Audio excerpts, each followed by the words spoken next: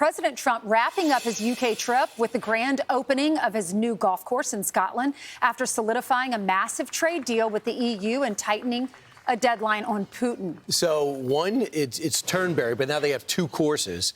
Peter Doocy joins us live from the White House with the latest. Peter. Good morning, and President Trump has realized that 50 days is too many days to give Vladimir Putin to lay down his arms in Ukraine, because Putin is showing that he's just going to pummel the Ukrainians until that deadline. So President Trump is shrinking the timeline. I'm going to make a new deadline of about 10 or 12 days from today. There's no reason in waiting. There's no reason in waiting. It's 50 days. I want to be generous, but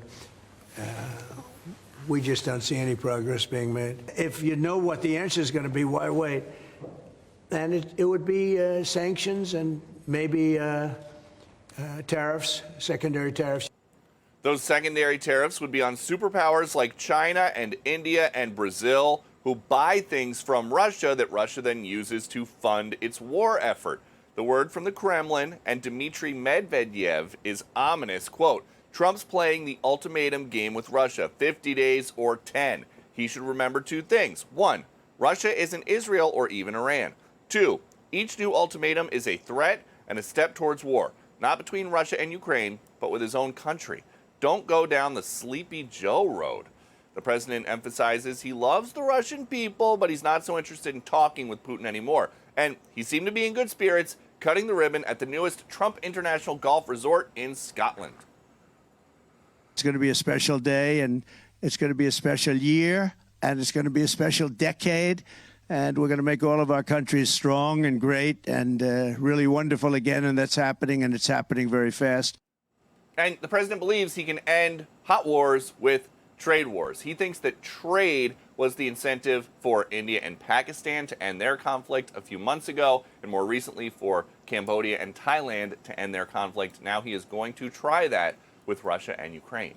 Back to you. So, Peter, I see South Korea is making a last-ditch effort to get in front of the president between August 1st, the deadline. Do you see anyone else rushing to grab the president before he leaves Scotland or setting up a meeting in the U.S.?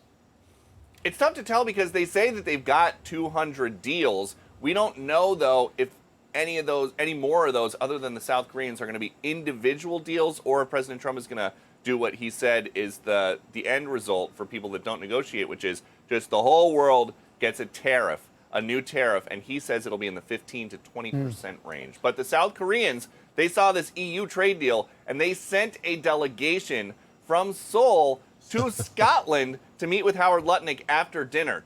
We need some FaceTime, Commerce Secretary Lutnick. Instead of FaceTime. They got it. Yeah. Face-to-face time, not actual FaceTime.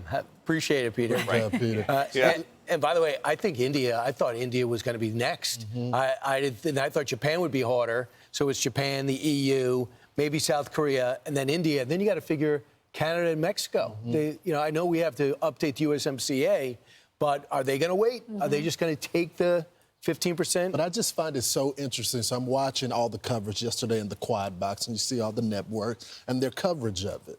And they're kind of downplaying it, Ainsley, not giving the president. The reporters on the ground, though, giving the president credit because they realize over there in the EU, they're all criticizing their world leaders because they're saying Trump steamrolled them. And Bill Maher kind of feels the same way. The tariffs are working. Yeah.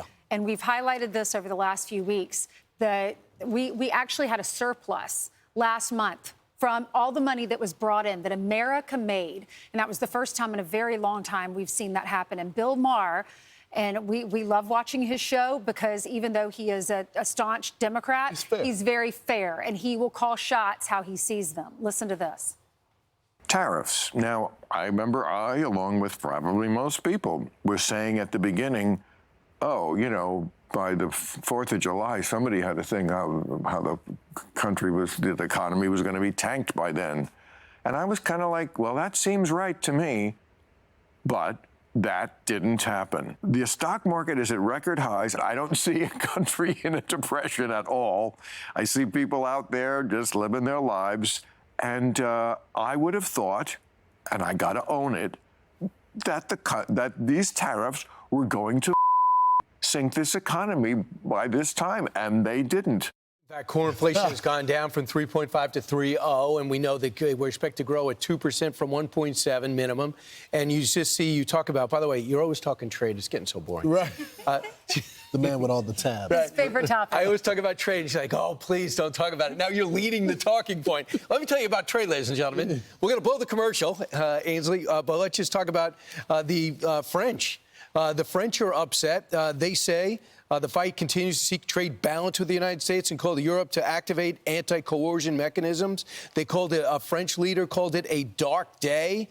In Japan, they have one of their leaders says it feels as though Japan's sovereignty is being infringed upon.